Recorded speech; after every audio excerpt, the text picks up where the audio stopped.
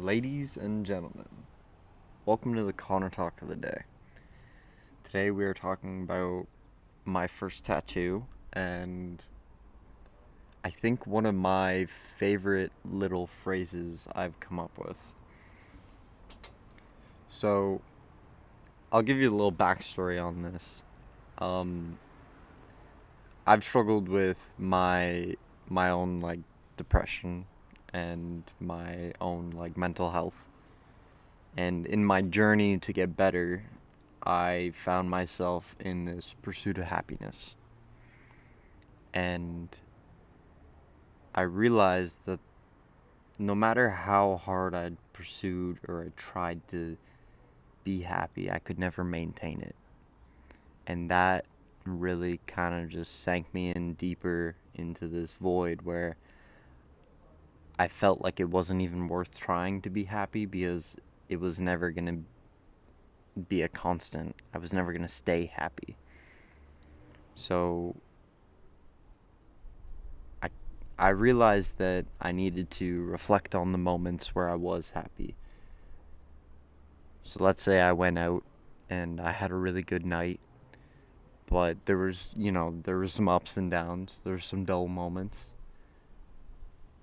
I needed to rely on the moments where I was happy, singing and dancing and jumping around. So I came up with this phrase, and this honestly brought me a lot of peace of mind. And the phrase is, happiness isn't a constant. And that is what I got tattooed on me, which is crazy. But happiness isn't a constant means you have thousands and millions of different emotions. You can try to be happy all you want, but it's just unrealistic to try to be happy 100% of the time. You have to accept that you can't be happy 100% of the time. You're also not going to be angry 100% of the time, or jealous, or lazy, or just all these things that nothing is guaranteed constant. Everything is changing, and you can't expect yourself to be happy 100% of the time. You have to allow yourself to freedom of emotion, freedom of expression. Which is why I'm pretty happy I got this tattooed, honestly.